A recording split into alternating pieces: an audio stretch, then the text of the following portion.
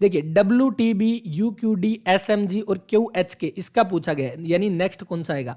तो W हमारा कितने पर, W 23 पर, T हमारा कितने पे 20 पे, B हमारा 2 पे, U हमारा कितने पे हो जाएगा 21 पे, Q हमारा कितने पे 17 पे, D 4 पे, S हमारा कितने पे है तो ST यानी कि ये 18 पे हो गया, सॉरी 19 पे, 19 पे हो गया, M हमारा 13 पे है, G हमारा 7 पे, Q हमारा कितने पे होगा तो Q जो है वो 17 पे, H हमारा जो है वो 8 पे, K हमारा 11 पे। तो ये बन गया, ये हमें दे रखा है। अब इससे नेक्स्ट अगर कौन सा आएगा तो इसके अकॉर्डिंग अगर हम देखेंगे तो यहाँ पर देखो कितने का डिफरेंस है, -2 का, यहाँ पे भी -2 का और यहाँ पे भी -2 का, तो कौन सा आ जाएगा -2 यानी कि 15 जो है वो यहाँ पर आएगा। दूसरा 20 देखो, 20 के बाद कितना 3 कम है, यहाँ पर कितना कम है तो आपका 4 कम है, यहाँ पर कितना 5 है तो यहाँ पर कितना हो जाएगा 6 कम, जो कि कितना बन जाएगा 2 जो है वो बन जाएगा। आगे इसमें कितना है +2 है, कितना है +3 है, कितना है +4 है, तो +4 के बाद +5 कितना 16।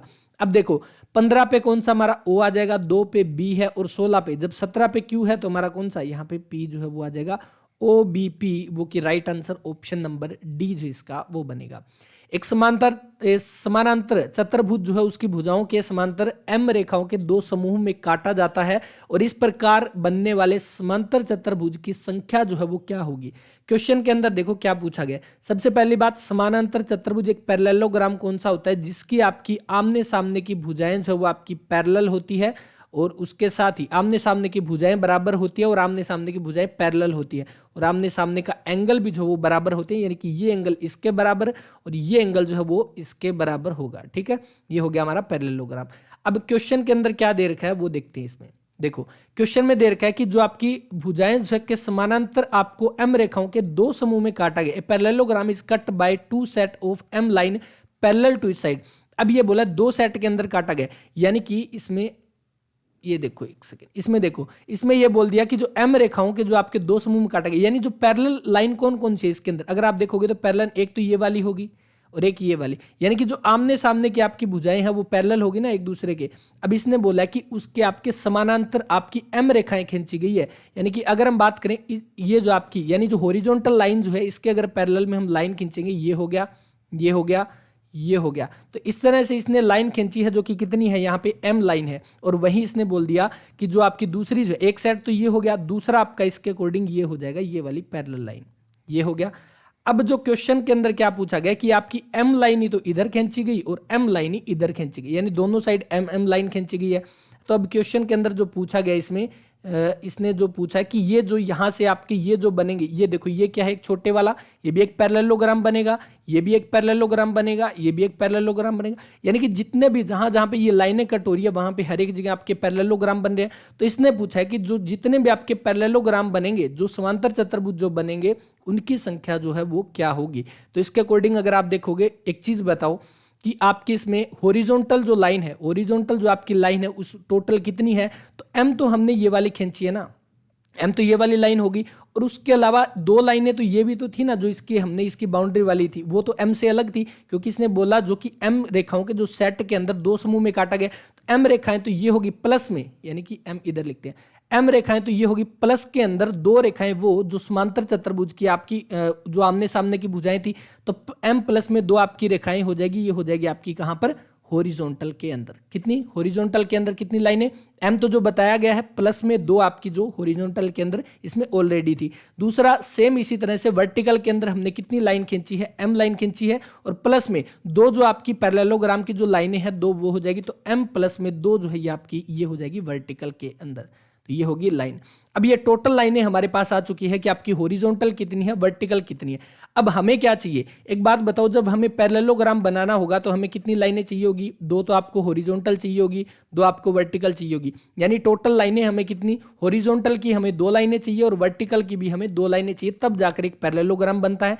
और अब देखो जब ये हॉरिजॉन्टल हमारे पास कितनी है, हमारी M प्लस 2 ये हॉरिजॉन्टल है, तो क्या हम इसमें से आपका कॉम्बिनेशन के अंदर M, एक second, M plus 2 total line है, इसमें से हम कितनी, दो लाइनें चाहिए, क्योंकि दो लाइनें बना चाहिएगी हमें किसके लिए, एक पैरेललोग्राम बनाने के लिए दो हॉरिजॉन्टल चाहिए, दो वर्टिकल चाहिए। तो जब हॉरिजॉन्टल वाली जो लाइनें हैं M प्लस 2, उनमें से हमने दो लाइनें उठा ली, इनटू के अंदर जो आपकी वर्टिकल के अंदर जो लाइनें हैं M प्लस 2, उनमें से भी हमने दो लाइनें उठा ली और तब जाके हमारा क्या बन जाएगा, क्या बनेगा, एक पैरेललोग्राम बनेगा। और वही अब ये बताओ, अब इसको आप ध्यान से देखोगे तो दोनों के दोनों सेम है, यानी कि m प्लस में 2 और c अपॉन में 2 और इसका क्या हो गया, स्केयर हो गया। और यही हमारा क्या आ जाएगा, आंसर जो है वो आ जाएगा, जो कि बन जाएगा ऑप्शन नंबर सी। यहाँ पे m प्लस 2 c अपॉन में 2 और इसका स्केयर। ठीक है, इससे ध्यान से देखना है आपको कि टोटल लाइनें इसके अंदर जो है पैरेललोग्राम की लाइनें हमने पहले ड्रॉ कर ली, जो कि हमारे पास पैरेललोग्राम की लाइनें थी। जो हमारी पैरेललोग्राम की लाइनें थी वो हमने ड्रॉ कर ली। अब उसके बाद ये तो लाइनें होगी, अब इसने बोला m लाइनें और खींची है हमने, तो m लाइनें और खींची, m तो वो होगी और एक ये होगी, एक ये होगी। ये तो बात होगी हॉरिजॉन्टल की। वर्टिकल की देखें तो एक ये और एक ये, और m लाइनें वो जो इसके अंदर इसने बोला है कि समांतर m रेखाओं के समूह के अंदर काटा गया है। तो दोनों साइड आपकी कितनी, m प्लस 2 और m प्लस 2। तो इस तरह से आप करोगे तो राइट आंसर जो बन जाएगा ऑप्शन नंबर सी जो है वो बनेगा। यदि आपका क्या दिया गया, सी बी की पत्नी है, तो सी जो है वो क्या हो जाएगा, बी की पत्नी है, तो ये आपकी फीमेल हो जाएगी, ये आपका मेल जो है वो हो जाएगा। ई जो है वो सी का पुत्र है, इसका पुत्र कौन है, ई है, ई जो है वो सी का पुत्र है। ठीक है, अब उसके बाद ए बी का भाई है, तो बी का भाई जो है वो ए है, तो ये भी आपका मेल हो गया। और डी ए का भाई, ओके, ए बी का भाई है। ठीक है, और डी का पिता है, ए जो है वो किसका, तो डी का पिता है यहाँ पे। अब इसने पूछा है ई का डी से क्या संबंध है, तो देखो ई का डी से, ई क्या हो जाएगा, ई जो ई और डी के बीच में क्या रिलेशन है, इसके चाचा का जो लड़का या लड़की जो भी है क्या हो जाएगा, कजन हो जाएगा, जो कि ऑप्शन नंबर ए यहाँ पे दिया गया है। रोहित और अक्षर की उम्र का अंतर जो वो कितना है, 12 वर्ष है। उनकी आयु का अनुपात 3:5 है। बिल्कुल सिंपल सा क्वेश्चन, 3:5 है। और इनका जो है डिफरेंस जो है वो हमें दे रखा है कितना, 12 वर्ष जो है वो दे रखा है। डिफरेंस यहाँ पे ओरिजिनल कितना है, 2 है, 2 की वैल्यू 12, 1 की वैल्यू 6, यानी कि कितना, 6 18, 6 5 30। रोहित की उम्र जो है वो कितनी, 18 वर्ष हो जाएगी, और अक्षर की उम्र जो है वो 30 वर्ष जो है वो रहेगी, जो कि ऑप्शन नंबर डी यहाँ पे दिया गया है। आगे देखो, 15 व्यक्ति एक कार्य को 3 दिनों में पूरा करते हैं, उसी कार्य को 10 व्यक्ति कितने दिन लगाएंगे।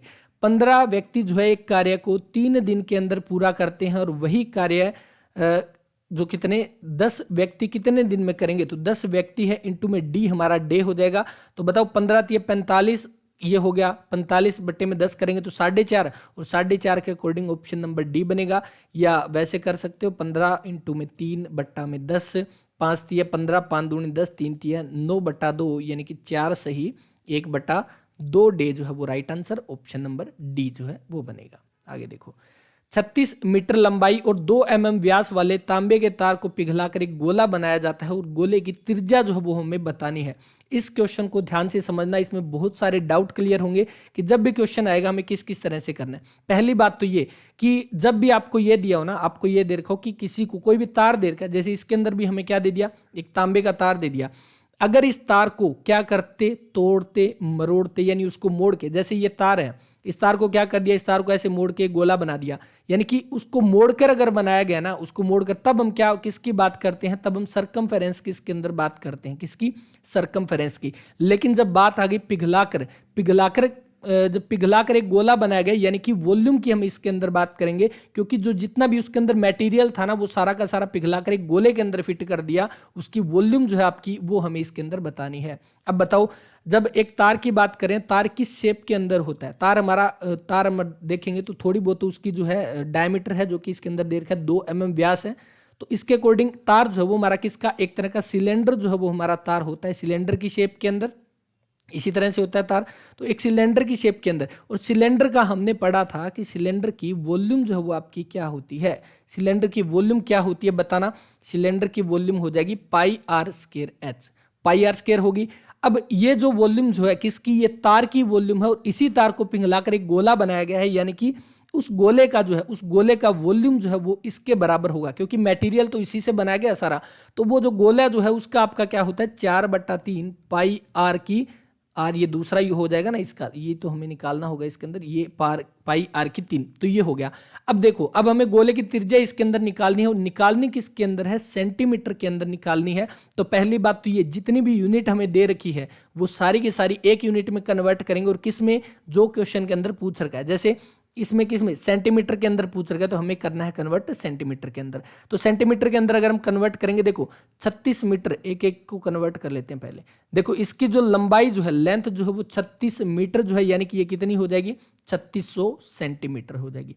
दूसरा इसका कितना है, ये डायमीटर जो दे रखा है, डायमीटर कितना है 1 mm है, यानी कि 1 mm का मतलब 1/10 सेंटीमीटर, सॉरी कितना है 2 mm है, 2 mm है, तो इसका मतलब कितना हो जाएगा इसके अंदर 2 mm का, तो 2/10 सेंटीमीटर। और वहीं इसकी आपकी रेडियस की अगर हम बात करेंगे, रेडियस की तो कितना 1 mm, तो 1 mm का मतलब आपका 1/10 सेंटीमीटर।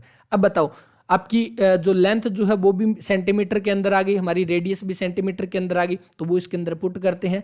पाई को एज इट इज रखो यहाँ पे, क्यों रखो, या यहाँ पे आपके दोनों ये इक्वल कर दिए ना हमने, तो पाई से तो पाई कट जाएगा, पाई से पाई कट हो गया। अब देखो आर स्क्वायर, आर हमारा कितना 1/10 इंटू में 1/10 इंटू में हाइट हमारी कितनी है, हाइट यानी कि जो तार की लंबाई होगी वही तो उसकी हाइट होगी, कितनी है आपकी 3600 centimetre, 3600 centimetre is equal to किसके बराबर 4/3 इंटू में r की पावर 3।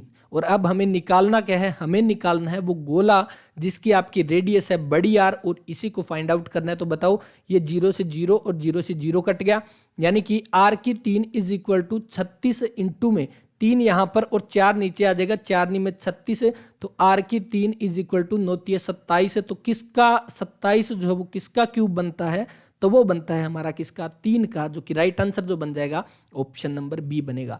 क्वेश्चन आए, सबसे पहले कंप्लीट स्टेटमेंट हमें पढ़नी है। जब भी क्वेश्चन करो कहीं शुरू से ही अगर हम शुरू हो जाएंगे, यहाँ पे लगना 36 मीटर, जैसे हमने फॉर्मूले में लगा दिया, जो हाइट हमारी वो 36 है, फिर जो इसका रेडियस जो आ जाएगा वो 1 mm आ जाएगा। तो सारी की सारी, पहली बात तो सारी यूनिट हमें एक में कन्वर्ट करनी है। दूसरा जो ऑप्शन के अंदर, यानी जो हमें राइट आंसर जो पूछा गया ना ऑप्शन के अंदर, वो किस चीज के अंदर पूछा गया है, तो आप देखोगे यहाँ पे सेंटीमीटर में है, तो कन्वर्ट करो सारे के सारे सेंटीमीटर के अंदर, तो जो राइट आंसर जो आ जाएगा वो 3 सेंटीमीटर जो है इसका वो राइट आंसर ऑप्शन नंबर जो बन गया बी यहाँ पे, ठीक है। और ये डायरेक्ट आप देख सकते हो, डायरेक्ट आपके फॉर्मूला बेस्ड क्वेश्चन है, तो ये फॉर्मूले आपको जरूर ध्यान रखने हैं, आने वाले एग्जाम्स में आपके सामने डायरेक्ट इसी तरह क्वेश्चन फॉर्मूला बेस्ड पूछे जाएंगे।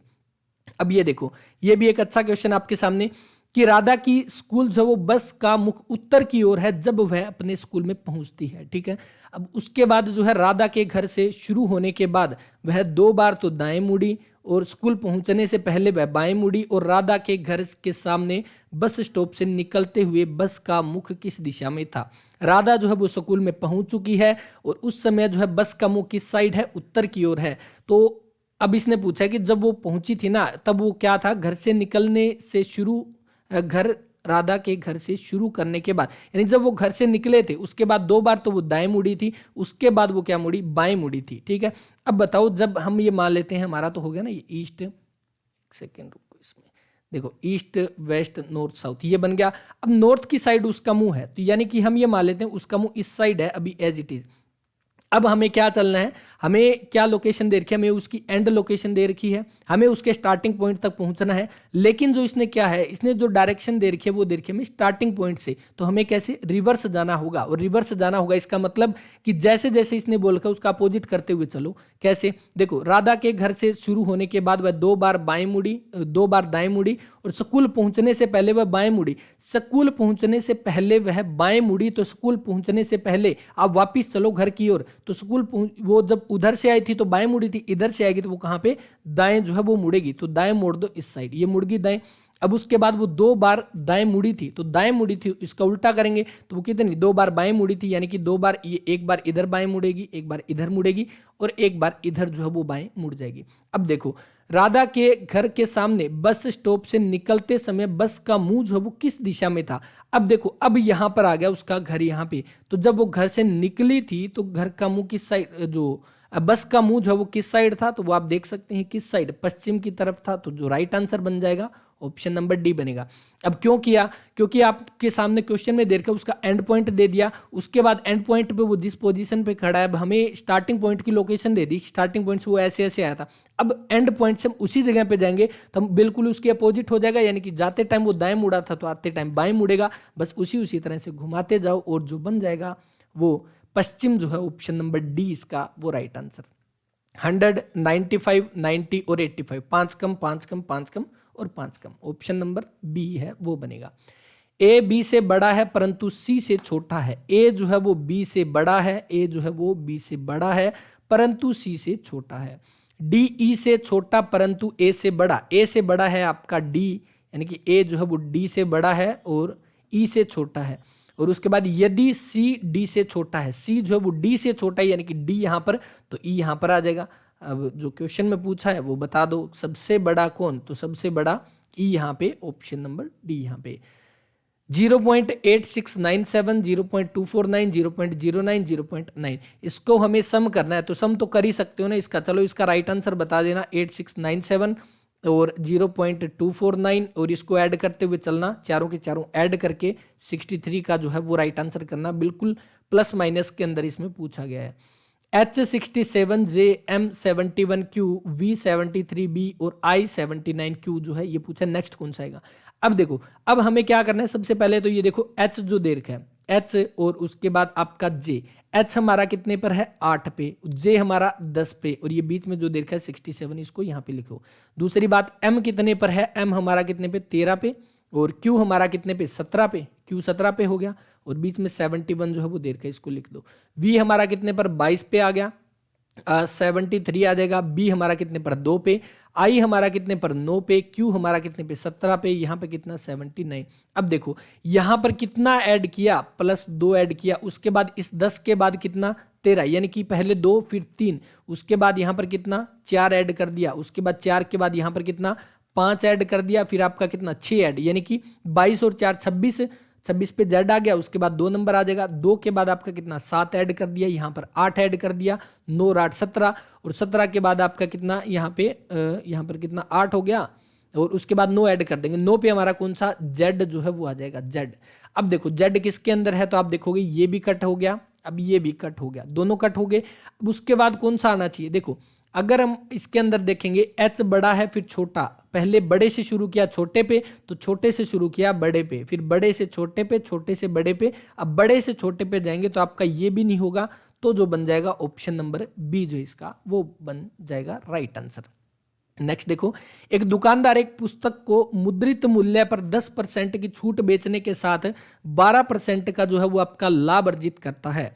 मुद्रित प्राइस का मतलब उसका मार्क प्राइस जो दे रखा है, जो उसके ऊपर प्राइस लिखा हुआ है उसके ऊपर 10% की छूट दी है और उसके ऊपर उसने 12% का जो है वो लाभ कमाया है। तो पुस्तक के क्रय मूल्य और मुद्रित मूल्य यानी उसके सीपी कॉस्ट प्राइस और उसके मार्क प्राइस के बीच में हमें रेशियो जो है वो बताना है। तो हमने पहले भी किया था ये वाला क्वेश्चन, और क्यों किया था और किस तरह से किया था वो देखो।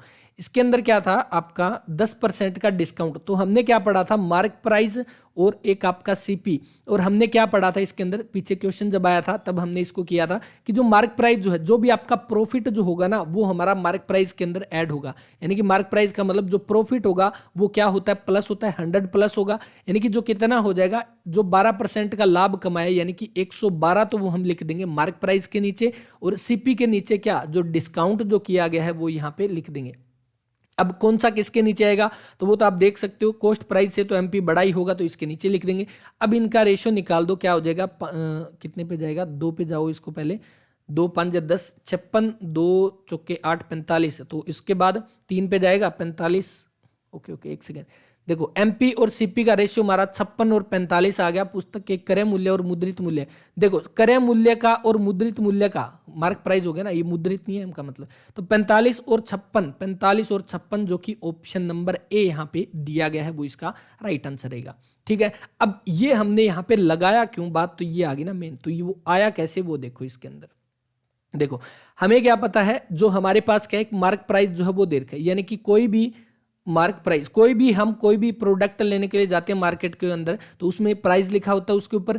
अब हमें ये दे दिया कि इसके ऊपर अभी 10% का डिस्काउंट चल रहा है, तो यानी कि अगर हम ये बोल दें कि इसके ऊपर 10% की छूट दी है, यानी कि जो मार्क प्राइस जो है उसका 90% हो गया ना। वो 100 के ऊपर अगर हम कहें कि 20% का डिस्काउंट करो, यानी कि वो कितना? 100 का 80% हो गया, यानी कि डिस्काउंट किया 10 कम किया तो वो 90 हो गया।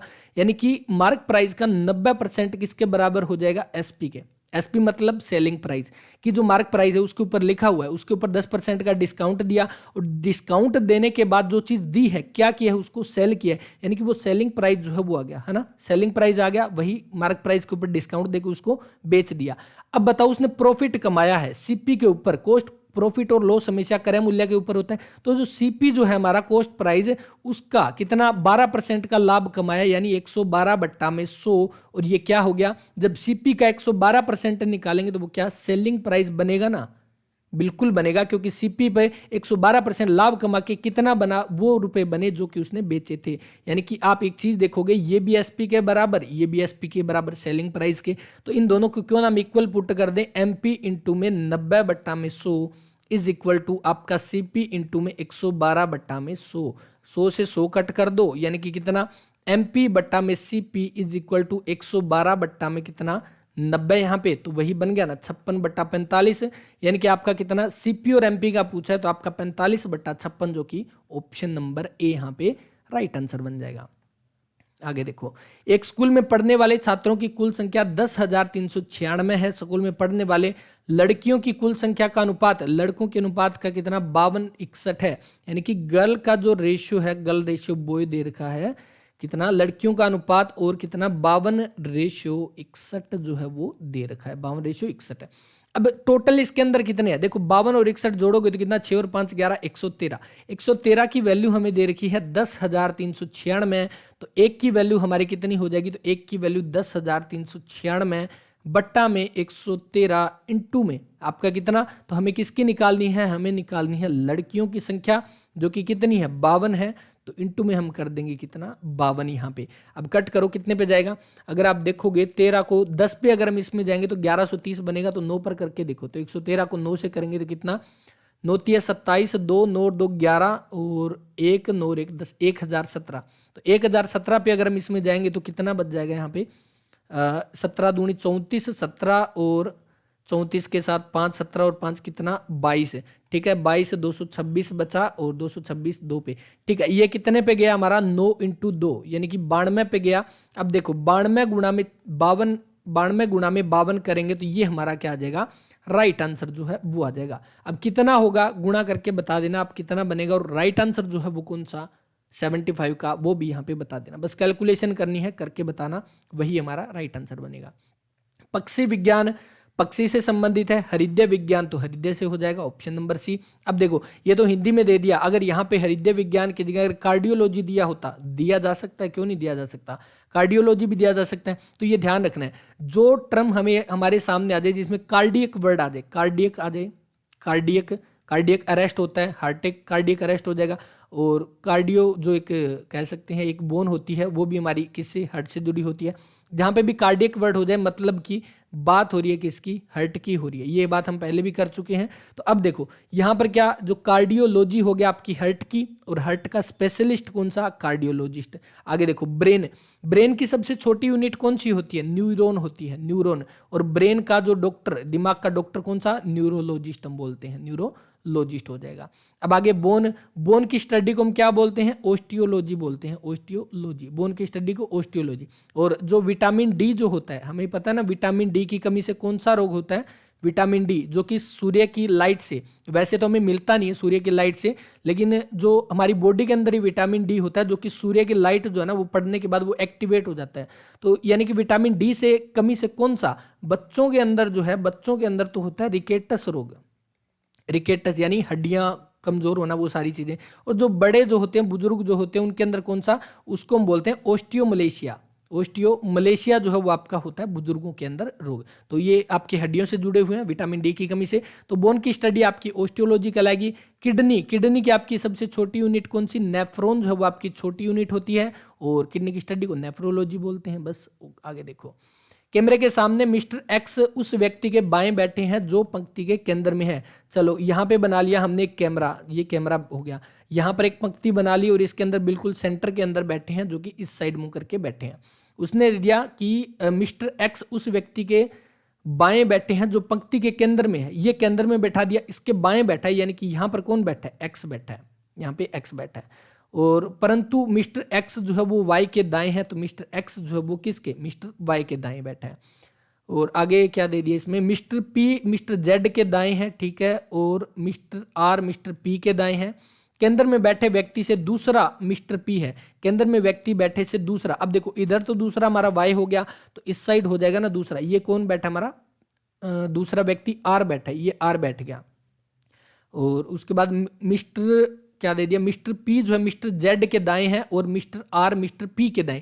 मिस्टर आर जो है वो मिस्टर पी के दाएं बैठे हैं, ये हो गया, और मिस्टर पी जो है मिस्टर जेड के, तो ये जो है वो बन गया। पंक्ति के अंदर केंद्र के अंदर कौन बैठा है, तो बिल्कुल जेड जो है वो यहाँ पर बैठा है। ऑप्शन नंबर सी इसका वो राइट आंसर।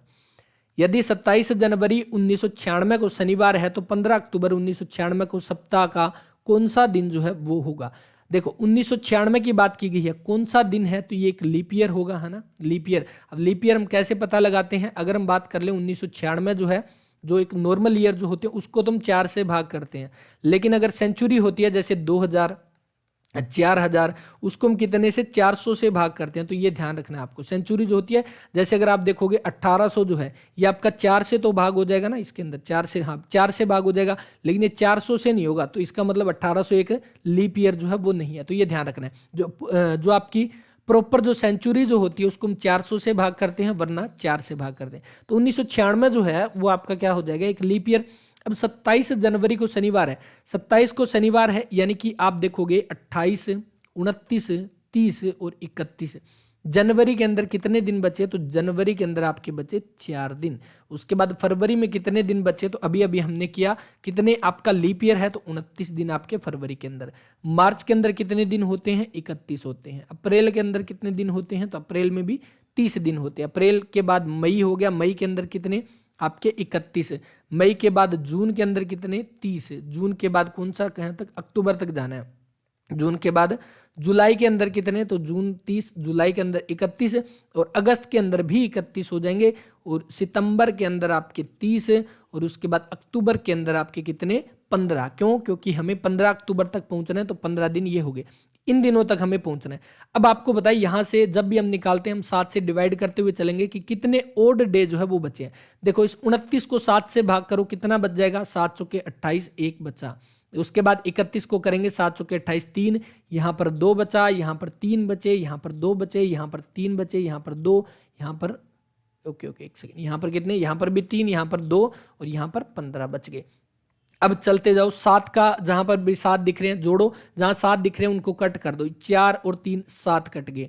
उसके बाद 3 और 4 7 कट हो गए। उसके बाद 3 और 3 6 और 1 कितने 7 कट हो गए। कितने बचे, 15 प्लस में 2 कितने 17, भाग करो 7 से, कितने बचेंगे 3, यानी कि टोटल 7 दूनी 14, 3 बच गए 17, यानी कि 3 दिन बाद जो है ये आपका आ जाएगा, जो कि 15 अक्टूबर है, जो कि क्योंकि 27 जनवरी हमें पता है जो कि एक शनिवार है, तो शनिवार के बाद कौन सा संडे हो गया, तो उसके बाद मंडे हो गया, उसके बाद ट्यूसडे, जो कि राइट आंसर है मंगलवार, ऑप्शन नंबर बी यहाँ पे। तो इस तरह से करना, जितने भी डे दे रखे हैं वो ओड डे हमें निकालने हैं। और अगर यहाँ पर बात होती मार्च के बाद की तो हम शायद लीप ईयर का कोई इफेक्ट नहीं पड़ता इस पे, लेकिन फरवरी इसके अंदर ऐड होगा, तो इसीलिए हमें ध्यान रखना है कौन सा लीप ईयर है कौन सा नहीं है। ऑप्शन नंबर 20 का वो राइट आंसर।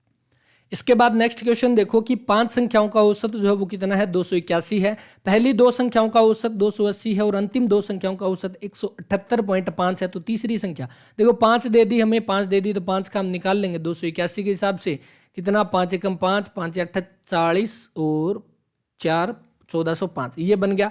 उसके बाद पहली 2 संख्याओं का दे रखा है 2 × 280, तो 28 दूना 56 560, और उसके बाद अंतिम 2 का दे दिया 178.5। तो आप देखोगे 17 इससे गुणा ही कर लो, कितना 2 8 16 और 1 17, कितना बचा 1 2 7 14 और 1 15, और यहाँ पर कितना 2 और 1 3, यानी कि 7 ये हो गए, 6 और 5 11 और कितने 917। देखो 917 ये हो गए इनका। अब 1405 में से हम घटा देंगे कितना 917, तो आप देखोगे 15 में से 7 गया 8, 9 में से 1 गया 8, और यहाँ पर कितना बच जाएगा आपका 13 में से 9 गया 4, जो कि ऑप्शन नंबर ए यहाँ पे इसका वो राइट आंसर। एक घन को रंगा जाता है न्यूनतम काट लगाते हुए 729 से छोटे परंतु समान टुकड़ों में काटा जाता है, और कितने टुकड़ों के फलक पर एक फलक जो है, कितने टुकड़ों पर रंगा हुआ एक फलक, एक जो उसके फेस के ऊपर कलर होगा।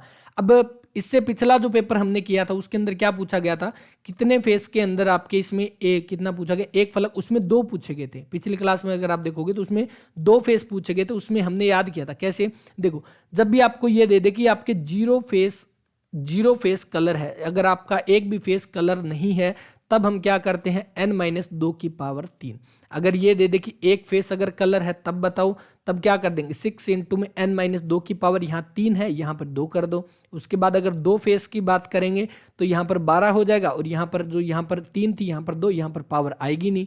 उसके बाद अगर ये पूछ ले 3 फेस कलर का कितना होगा, तो वो हमारा ऑलवेज आपका कितना, 8 होता है। चाहे यहाँ पर कितने भी टुकड़े दे रखे हो, वो हमेशा हमारे 8 होंगे।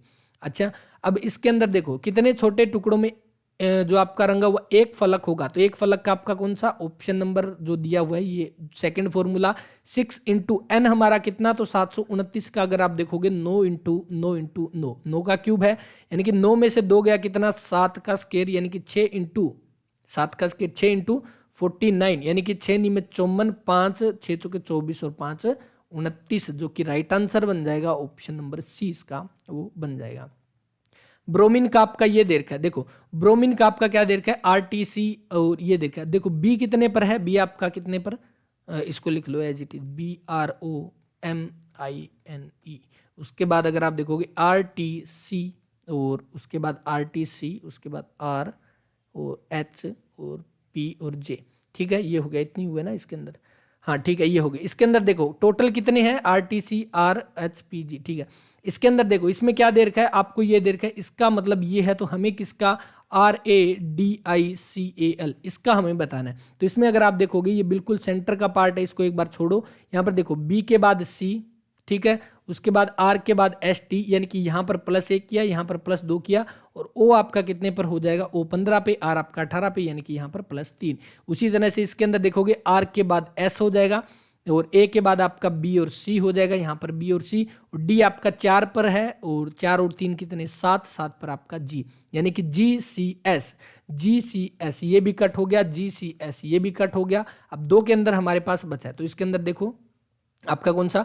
इसी तरह से अगर आप देखोगे I के बाद J है, और N के बाद M, N के बाद OP, और E के बाद FGH, यानी कि उसी तरह से इसके अंदर। तो उसी तरह से अगर आप देखोगे तो आपका कितना, C के बाद आपका D सबसे लास्ट के अंदर, और उसके बाद आपका कौन सा, A, B के बाद आपका C आ जाएगा, A B के बाद का ये भी कट हो गया, तो राइट आंसर जो बन जाएगा ऑप्शन नंबर डी। बस इसके अंदर आपको ये देखना है कि कहाँ पे क्या जो है इसका लॉजिक बनता है। रवीश ने सैमसंग मोबाइल का विज्ञापन देखा और उसे मंगवाने के लिए उसने आदेश दिया, और उसने 21 दिनों में सुपुर्द किया गया। 21 दिनों में उसको क्या किया गया, डिलीवर किया गया 21 दिनों के अंदर। जब उसने ऑनलाइन देखा था, यानी जब उसने ऑनलाइन देखा उससे 21 दिन बाद उसको डिलीवर हो गया। उसने मोबाइल प्राप्त करने से 10 दिन पहले जो क्या दिया, आदेश दिया था, यानी ऑर्डर किया था उसने 10 दिन पहले, जिस दिन क्या था, सोमवार था, और रवीश सप्ताह के किस दिन विज्ञापन देखा था। देखो रवीश ने क्या किया, इस दिन क्या किया, एक दिन उसने विज्ञापन देखा, यानी कि इस दिन उसने क्या देखा, विज्ञापन उसने देखा था, इस दिन देखा था। अब उसके बाद उसने मंगवाने का आदेश दिया और 21 दिनों में उसको सुपुर्द हो गया, यानी कि जब उसने ऑनलाइन जो है उसने देखा था विज्ञापन, उसके 21 दिन के बाद उसको क्या है, उसको ऑर्डर जो है वो मिल गया था, यानी क्या हो गया, डिलीवर हो गया 21 दिन के बाद। अब 21 दिन के बाद और उसने क्या था, उसने मोबाइल प्राप्त करने से 10 दिन पहले जो वो मंगवाने का आदेश दिया था, इस दिन से 10 दिन पहले, यानी कि 1 2 3 4 5 6 7 8 9 और 10 दिन पहले ऑर्डर दिया। अब देखो उस दिन क्या था, उसने दे रखा है कि जिस दिन आपका सोमवार था, इस दिन आपका कौन सा मंडे था। तो आगे उसने पूछा है रवीश ने सप्ताह के किस दिन विज्ञापन देखा था। देखो जिस दिन विज्ञापन देखा था उससे 21वां दिन है, तो क्या फर्क पड़ेगा, नहीं पड़ेगा। क्यों, क्योंकि यहाँ पर 21 दिन का डिफरेंस है, और जब हम 7 से भाग करेंगे तो इसका यहाँ पे 0 रिमाइंडर बचेगा, यानी कि जिस दिन उसने विज्ञापन देखा था उसी दिन उसको डिलीवर हुआ था। तो हम क्या निकालते हैं, हम डिलीवर वाला डे निकाल लेते हैं। तो जब मंडे यहाँ पर, उसके बाद ट्यूसडे, उसके बाद Wednesday, Thursday, Friday, Saturday, Sunday, Monday, उसके बाद ट्यूसडे, उसके बाद वेडनेसडे, उसके बाद थर्सडे, यानी कि आपका कौन सा, वीरवार, गुरुवार जो इसका वो right answer option number A जो इसका वो बन जाएगा। आगे देखो सिंप्लीफिकेशन का क्वेश्चन बिल्कुल सिंपल। यहाँ पर देखो, यहाँ पर इसका कितना बनेगा, यहाँ पर 5 बन जाएगा, यहाँ पर भी आपका कितना 5 बन जाएगा, यानी कि आपका 1 बट्टा ये कितना बनेगा ऊपर 5/3, तो 5/3 अपोन में कितना, तो 5/4, यानी कि ये आपको ऊपर चला जाएगा 5/3 इंटू 4/5 तो कितना 4/3 जो कि ऑप्शन नंबर डी इसका दिया गया है। मयंक प्रताप, ये मयल प्रताप जो है ये अपनी क्लास में शुरू से 13वें स्थान पर बैठा है। ये क्लास बना लेते हैं, ये एक पंक्ति बना ली, शुरू से आपका कौन सा 13वें स्थान पर वो यहाँ पर बैठा है इस साइड से। उसके बाद क्या है, अंत से 17वें स्थान पर, और यही आपका अंत से कौन से पे 17वें स्थान पर जो है वो बैठा है, यानी कि ये इधर से तो 13वां है और लास्ट से 17वां है। जो सफल हुए हैं उसमें शुरू से उसका स्थान 8वां है, यानी कि जो सफल हुए हैं उसमें शुरू से उसका स्थान कौन सा है 8वां है, किधर से इधर से, और जबकि अंत से उसका 13वां स्थान है, इधर से इसका कौन सा इधर से 13वां स्थान है। ठीक है, तो अंत से 13वां वर्ग में कितने विद्यार्थी असफल रहे, यानी कि इसने पूछा कि कितने जो है वो फेल हो गए इसके अंदर। तो ये बताओ, सबसे पहले टोटल निकाल लें इसके अंदर। जब इसके अंदर ये इधर से 13वां नंबर है तो इसके इधर कितने बच्चे बैठे हैं, तो इधर बैठे हैं 12। इधर से इसका 17वां नंबर है तो इधर कितने बैठे हैं 16। तो बताओ 12 और 16 कितने 28, और एक ये खुद कितने, टोटल स्टूडेंट अगर इसके अंदर पूछ लेता तो कितने बनते 29 स्टूडेंट जो है वो बनते। अब इसके अंदर ये नीचे वाला दे रखा है पास वाला कि कितने पास हुए थे, तो देखो जब इधर स्टार्टिंग पॉइंट से 8वां नंबर है तो इधर कितने बच्चे बैठे, इसके 7 बच्चे, और जब लास्ट से 13वां नंबर तो कितने बैठे, इधर 12 बच्चे बैठे। तो ये देखो 12 और 7 कितना 19, और एक ये खुद पास हुआ कितने 20 यहाँ पे। तो टोटल कितने पास हुए, टोटल पास हुए जो कि कितने थे 20 थे। तो फेल कितने हो गए 29 में से 20 घटा दो 9, जो कि आपका उपरोक्त में से कोई नहीं, ऑप्शन नंबर डी यहाँ पे इसका वो राइट आंसर है। कितने 9 स्टूडेंट जो है वो आपके फेल रहे। बस इस तरह से हमने ये वाला क्वेश्चन कई बार किया था और दोबारा से सेम पैटर्न पे रहेगा। यदि 39, 48, 51 ये दिया गया x है और औसत आपका 60 है तो ये तो आसान ही रहेगा। देखो 13, 2, 3 कितने नंबर हो गए इसके 4 और 4 8, टोटल कितने 8 नंबर है, एवरेज कितने 60, टोटल कितने हो गए 480। अब देखो इनका जोड़ करना है कितना 9 और 8 17, और एक कितना 18 और 3 कितने 18 और 3 21, 5 26, 3 29 और 9 29 और 9 कितने 38, कितना बचा 3 3 और 3 6 और 4 10, 5 15 6 21 28 और 36 36 और 6 36 और 6 42, 428। तो माइनस कर दो यहाँ पे कितना आ जाएगा आपका 2 और कितना 5, तो 52 जो है वो इसका वो right answer option number A इसका वो बन जाएगा। 5 लड़के एक पंक्ति में बैठे हैं, ए डी के बाएं है, तो ए जो है वो डी के बाएं बैठा है, तो हम ये पंक्ति बना लेते हैं, इसके अंदर पंक्ति बना लेते हैं, ये बन गया। एक सेकेंड देखो आपका क्या हो जाएगा, सबसे पहले ए जो है वो क्या हो जाएगा डी के बाएं बैठा है, तो डी हमारा यहाँ पर यानी कि इनका मुंह इस साइड कर लेंगे। ए जो है वो क्या हो जाएगा डी के बाएं बैठा है, और बी के दाएं है, बी के आपका दाएं बैठा है। ई बी के बाएं, ई जो है वो बी के बाएं है परंतु सी के दाएं है, ये हो गया। और दोनों छोर पर कौन बैठा है, देखो इधर कौन बैठा है सी, इधर कौन बैठा है डी, सी और डी, ऑप्शन नंबर ए यहाँ पे इसका वो राइट आंसर। एक स्टूडेंट जब स्कोर करता है 64% मार्क्स इन 6 पेपर, और उनके क्या थे मार्क्स 150 नंबर हर एक के थे, और he score 25% of his total obtain marks in Hindi और इंग्लिश, यानी कि उसने टोटल 6 पेपर थे 150 नंबर के, ओवरऑल उसने परसेंटेज लिया 64% का, और उसने क्या है हिंदी और इंग्लिश के अंदर टोटल जो नंबर उसने ऑब्टेन किया जो 64% है उसका 25% उसने हिंदी और इंग्लिश के अंदर लिया था। तो इसने ये पूछा है कि इन दोनों पेपरों में उसके कुल अंक कितने हैं। तो सबसे पहले देखो 150 का एक पेपर, टोटल दिए 6 पेपर, टोटल नंबर 900, 900 में से उसने लिए थे 64%, तो बट्टा में 100, तो निकालो इसका कितना 4 नी में 36, 3 और 6 नी में 54 और 3 कितने 57, टोटल कितना 576 नंबर जो है वो इसने लिए थे। अब इसी का 25% जो है उसने हिंदी और इंग्लिश में लिए, 25% यानी कि आपका 25/100 कर लो या 1/4 कर लो, तो 576 का जब हम 1/4 निकालेंगे तो 4 एकम 4, 4 चौके 16, 4 चौके 16, 144 जो है वो right answer option number C इसका वो रहेगा। पी क्यू माना 32 किलोमीटर है। देखो ये अच्छा क्वेश्चन है कि पी और क्यू जो है उसके बीच की डिस्टेंस दे रखी है हमें, ये मान लिया पी है, ये मान लिया आपका क्यू है, इन दोनों के बीच की डिफरेंस दे रखी है कितना आपका किलोमीटर 32 किलोमीटर की दूरी है। और एक व्यक्ति जो पी से चलना आरंभ करता है पहले दिन 16 किलोमीटर चलता है, पहले दिन कितना 16 किलोमीटर चलता है, दूसरे दिन कितना चलता है 8 किलोमीटर चलता है, तीसरे दिन कितना चलता है 4 किलोमीटर चलता है, और इसी तरह से वो आगे जाता है। अब एक चीज देखो कि वह क्यू तक कब पहुंचेगा। अब इसमें एक चीज देखो क्या सीरीज बन रही है इसके अंदर। आपको एक चीज ध्यान आ रही होगी, ये इसका आधा है, ये इसका आधा है, यानी कि कौन सा एक ज्योमेट्रिकल प्रोग्रेशन जो है आपका वो बन रहा है इसके अंदर, एक जीपी जो है वो बन रही है इसके अंदर। तो जीपी का हम इसके अंदर फॉर्मूला लगाएंगे, लेकिन उससे पहले एक चीज और देखेंगे कि क्या यह पहुंचेगा या नहीं पहुंचेगा। तो वो आप चीज इसमें देखोगे। देखो, अगर ये पहले दिन 16 चल रहा है प्लस में, दूसरे दिन 8 चल रहा है प्लस में, तीसरे दिन 4 चल रहा है, चौथे दिन कितना चलेगा, तो चौथे दिन ये चलेगा आपका इसका आधा 2, और अगले दिन चलेगा ये 1, अगले दिन चलेगा 1/2, अगले दिन 1/4, अगले दिन 1/8। तो ये इस तरह से ये चलता जाएगा। लेकिन एक चीज देखो, जब ये आगे चलता जाएगा ना, यहाँ पे 16 और 8 24 और 4 कितना, 24 और 4 28 और 2 कितना 30 और 1 31। उसके बाद आपका कितना लगभग आप देखोगे यहाँ पे 31.5। लेकिन जैसे जैसे ही आगे जाएगा ना, जिसकी इसकी वैल्यू आगे कितना 1/16, यानी कि एक बिल्कुल कम होती जाएगी यहाँ पर वैल्यू, बिल्कुल कम वहां तक पहुंचता जाएगा। और एक पॉइंट ऐसा आएगा जहां पर इसकी वैल्यू जो वो नेग्लिजिबल होगी। कितनी नेग्लिजिबल होगी, यानी कि ये कब पहुंचेगा, ये पहुंचेगा ही नहीं वहां पे। क्यों? क्योंकि ये इन्फिनिटी तक पहुंचेगी, क्योंकि एक पॉइंट पर जाकर इसकी जो डेली का जो ये कवर कर रहा है ना, वो किसके बराबर होगा, वो 0 के बराबर होगा। कैसे होगा वही देखते हैं इसके अंदर। देखो, ये चीज शायद इतनी तो समझ आ गई होगी।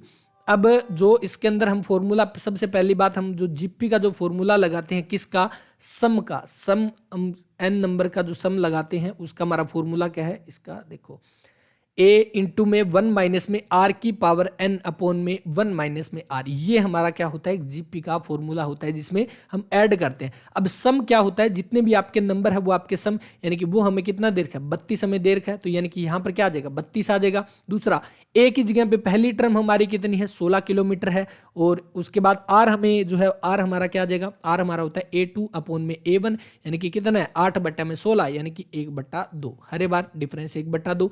लेकिन एक चीज आपको ये ध्यान रखनी है कि जब भी ये क्वेश्चन आपके सामने है, तो आपको ये भी चेक करना है साथ में कि क्या ये इन्फिनिटी, यानी कि क्या ये पहुंचेगा या नहीं पहुंचेगा। उसको देखने के लिए हम किसका यूज करते हैं, उसको देखने के लिए हम यूज करते हैं इसी फॉर्मूले का। और जब इस फॉर्मूले को हम एक्सपेंड करेंगे, देखो a इंटू में 1 माइनस में r की पावर n अपॉन में 1 माइनस में r, क्या हम इसको ऐसे भी लिख सकते हैं, 1 माइनस में r माइनस में ओके एक सेकेंड। देखो, क्या हम इसमें a, जैसे हम a को अंदर मल्टीप्लाई कराएंगे इसके अंदर, तो आपका क्या हो जाएगा, ये a हो जाएगा। यहाँ पे इसको देखो, a माइनस में a r की पावर n हो गया अंदर मल्टीप्लाई। अब इसको हम क्या लिख सकते हैं, a अपॉन में 1 माइनस r लिख सकते हैं, माइनस में a r की पावर n अपॉन में 1 माइनस में r लिख सकते हैं इसको अलग अलग। तो ये लिख लिया। अब एक चीज देखो, जब भी आपकी ये बात आएगी ना, जिसके अंदर हम कह सकते हैं कि जो आपका जीपी के अंदर जो डिक्रीजिंग ऑर्डर के अंदर जा रहा है, डिक्रीजिंग ऑर्डर के अंदर, जैसे 16 से 8, 8 से 4, 4 से 2, उसके बाद 2 के बाद 1, आधा, इस तरह चलेगा। तो उसके अंदर एक सर्टेन पॉइंट के अंदर एक ऐसी वैल्यू आएगी जहां पर हम कह सकते हैं बिल्कुल 0 के आसपास वो वैल्यू जो है पहुंच जाएगी। यानी कि यहाँ पर n जो है हम कह सकते हैं वो कितना, n नंबर ऑफ टर्म यहाँ पर पूछी गई है। तो जब वो वैल्यू 0 के आसपास पहुंच जाएगी, तो क्या हम लास्ट पॉइंट तक पहुंच पाएंगे। ये मान लो कि 32 किलोमीटर हम पहुंच गए 31 तक, आगे जो वैल्यू है वो आपकी सबसे पहले मान लो 0.002 आएगी, उसके बाद इसका भी याद आ जाएगा 0.001।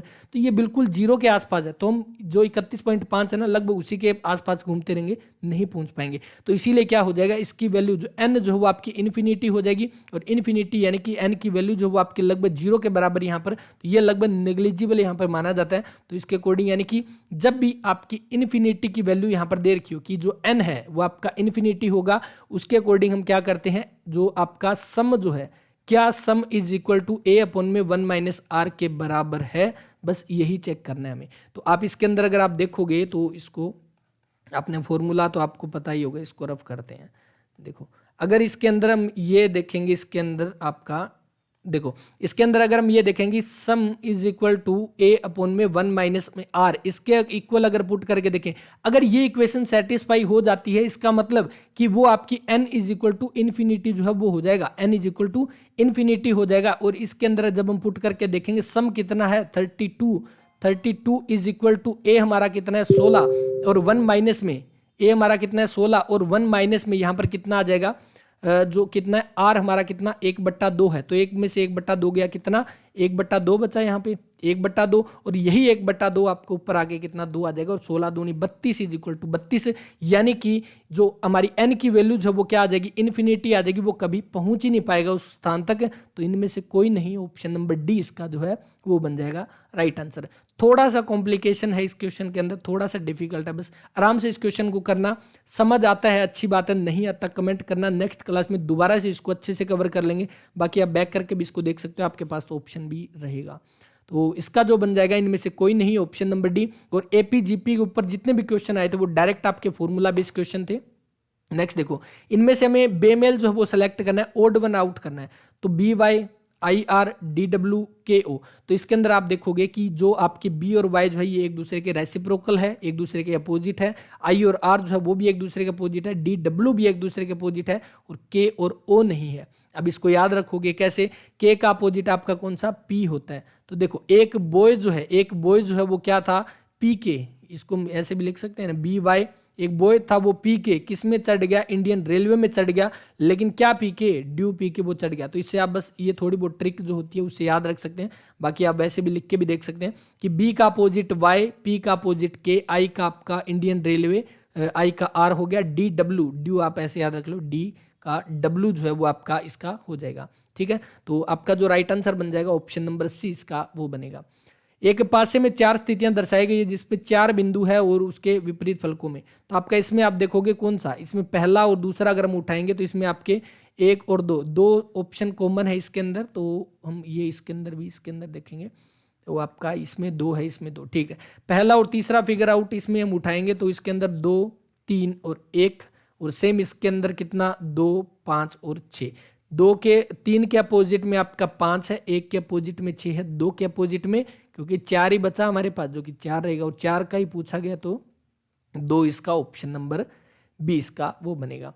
कुछ डस्टर चाक है, कुछ चौक जो है वो आपके डस्टर है, कुछ चौक जो है वो आपके डस्टर है, और सभी डस्टर जो है वो आपके क्या हो जाएंगे, बोर्ड जो है वो हो जाएंगे, सभी डस्टर बोर्ड हो जाएंगे। अब उसके बाद जो दे दिया कि कुछ चाक बोर्ड है, कुछ चाक जो है वो आपके बोर्ड है, तो हाँ बिल्कुल है, ये वाला एरिया जो है ये चाक बोर्ड हो जाएंगे। और कोई डस्टर बोर्ड नहीं है, नहीं वाला तो इसके अंदर नहीं होगा, तो केवल एक जो वो इसके अंदर फॉलो करेगा। यदि किसी संख्या के इसके 3/4 से गुणा किया जाता है तो उसका मान 10,800 प्राप्त होता है। तो वह संख्या कि कोई संख्या x है उसका 3/4 से उसको गुणा कर दिया, यानी कि इस x का इसका आपका 3/4, इस x का आपका 3/4 से गुणा कर देंगे तो हमें मिलेगा 10,800। यानी कि आपका कितना x square is equal to 10,800 into में 4 बट्टा में 3, तो 3 से कट करेंगे, 3 3 9, 3 6 18, 3600। तो x square is equal to 3600 into में 4, तो ये स्क्र इधर आकर रूट हो जाएगा। 3600 किसका स्क्र है, 60 का, 4 किसका आपका जो स्क्र रूट हो जाएगा ना, ये 60 और ये 2, तो यानी कि 60 दूना 120, जो कि ऑप्शन नंबर 20 का वो राइट आंसर रहेगा। 2.3 की पावर 3 और -0.027, और इसमें आपको ये बताना है कि आपका इसका वैल्यू जो वो क्या होगी। डायरेक्ट आपका बिल्कुल फॉर्मूला बेस्ड क्वेश्चन है। a की पावर a की 3 माइनस में b की 3, क्या फॉर्मूला होता है, a प्लस में b, सॉरी a माइनस दे रखा है ना, तो इसके अंदर माइनस है, इंटू में a स्क्र प्लस में b स्क्र प्लस में ab। ठीक है, और वहीं अगर a की 3 प्लस में b की 3 देता तो हम शुरू में प्लस लगा देते और बाद में आपका माइनस आ जाता, a स्क्र प्लस में b स्क्र माइनस में ab। तो ये आपके दो फॉर्मूले हैं, a की पावर माइनस b की a की 3 माइनस b की 3 का, और वही इसके अंदर फॉर्मूला लगेगा। तो आप देखोगे ये तो 2.3 की पावर 3 है, और वहीं आप इसको देखोगे तो ये क्या 0.3 की पावर 3 बनेगी, है किसकी, 0.3 की पावर 3। और नीचे अगर आप देखोगे ये a स्क्र हो गया, उसके बाद ये क्या है 0.3 का स्क्वायर अगर हम देखेंगे तो 0.09 बनेगा, और a b के अगर गुणा करेंगे तो 23 दिए कितना 69, तो 0.29, मतलब कि ठीक है बात बन रही है इसके अंदर। तो a की 3 माइनस b की 3 ऊपर है, नीचे है आपका a स्क्वायर प्लस में b स्क्वायर प्लस में ab। तो आप देखोगे इसका और इसके अंदर आप कट करोगे तो ऊपर क्या बचेगा, a माइनस b बचेगा। a हमारा कितना 2.3 है, b हमारा कितना 0.3 है, तो क्या बन जाएगा 2 जो है वो इसका right answer option number D बनेगा इसका वो राइट आंसर। नेक्स्ट देखो,